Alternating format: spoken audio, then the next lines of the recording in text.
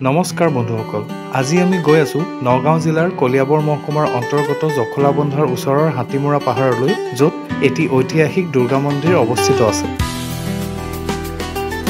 আমি জখলাবন্ধা হস্পিটেল চাৰিআলিৰ পৰা উত্তৰ দিশত গৈ আছো। জখলাবন্ধাৰ পৰা প্ৰায় 6.5 কিলোমিটাৰ উত্তৰত হাতীমৰা পাহাৰ অৱস্থিত।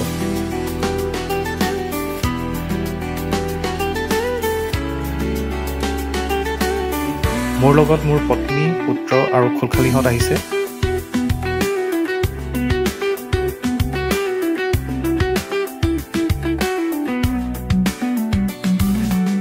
খুলখালিহঁত অলপ আগবাঢ়ি আছিল, এতিয়া পুনৰ লগ পালোঁ।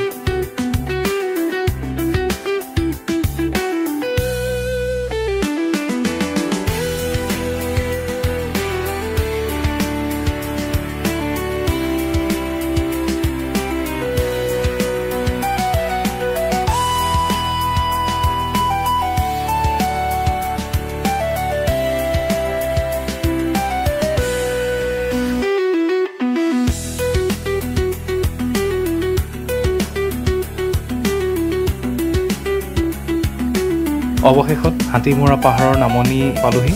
এজন আহোম বিষয়াৰ নামৰ পৰাই এই হাতীমৰা নামটো হৈছিল বুলি জনা যায়। বিষয়াজনৰ নাম আছিল হাতীমূৰীয়া বৰপাত্ৰ ফুকন।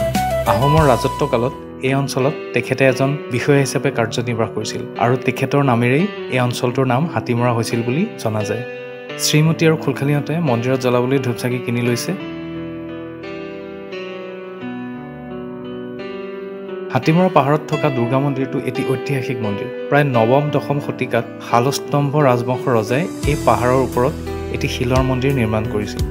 কালক্ৰমত এই মন্দিৰ ধ্বংস হয়। পিছত আহোমৰ ৰাজত্বকালত 1745 খ্ৰীষ্টাব্দত স্বৰ্গদেউ প্ৰমত্ত সিংহই এই মন্দিৰৰ ধ্বংসাৱশেষৰ ওপৰত এটি ইটাৰ মন্দিৰ নিৰ্মাণৰ আদেশ দিছিল।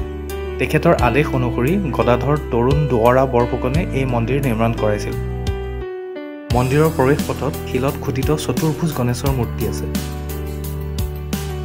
মূল মন্দিৰৰ গৰ্ভগৃহত থকা দশভুজা মহিষাসুৰ মৰ্দিনী দুৰ্গাৰ মূৰ্তিও শিলত খোদিত মূৰ্তি। এই দুই মূৰ্তি 9ম-10ম শতিকাৰ বুলিয়ে অনুমান কৰা হৈছে।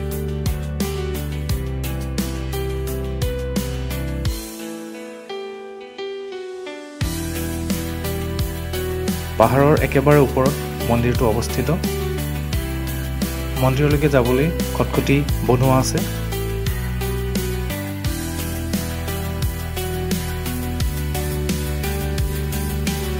এতিয়া লাহে লাহে খটখটিৰে উঠি আমি মন্দিৰত প্ৰৱেশ কৰিমগৈ।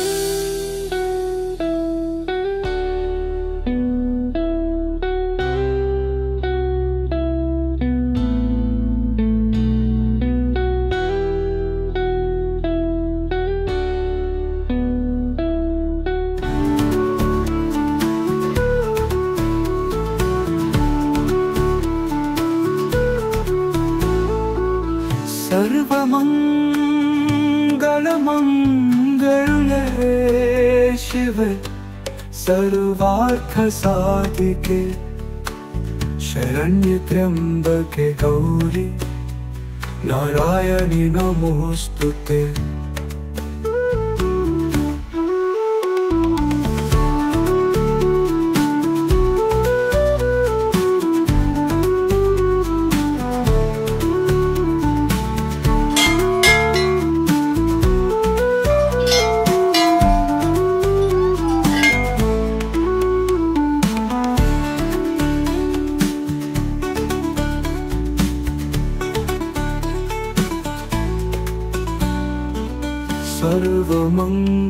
सर्वमंगलमंगल्ये शिवे सर्वार्थ साधिके शरण्ये त्र्यंबके गौरी नारायणी नमोस्तुते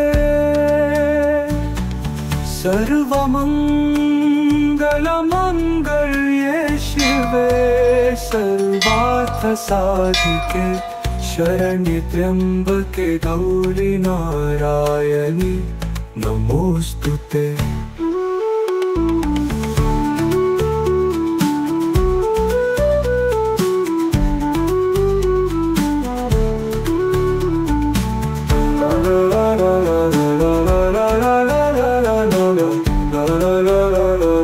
কাষতে মন্দিৰৰ পূজাৰীৰ বাসস্থান আছে মন্দিৰৰ পূজাৰীকো বহু লোকে সেৱা কৰি আশীৰ্বাদ লয় सर्वमंगलमंगल्ये शिवे सर्वार्थ साधिके शरण्ये त्र्यंबके गौरी नारायणी नमोस्तुते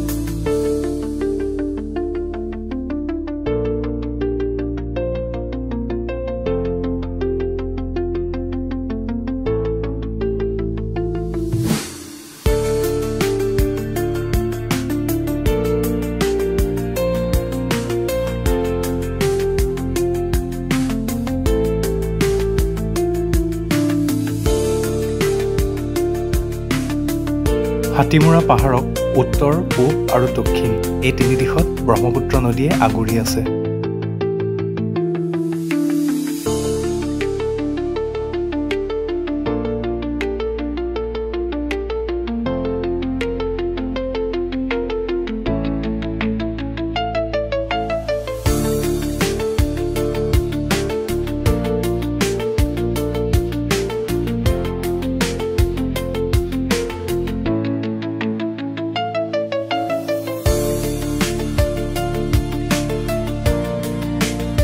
বন্ধুসকল ভিডিওটো চাই কেনে পালে কমেন্টত জনাব আৰু চেনেলটো যদি এতিয়ালৈ সাবস্ক্ৰাইব কৰা নাই তেন্তে সাবস্ক্ৰাইব কৰি থব তেন্তে আজিলৈ আহিছো ধন্যবাদ সকলো ভালে থাকক জয় অসম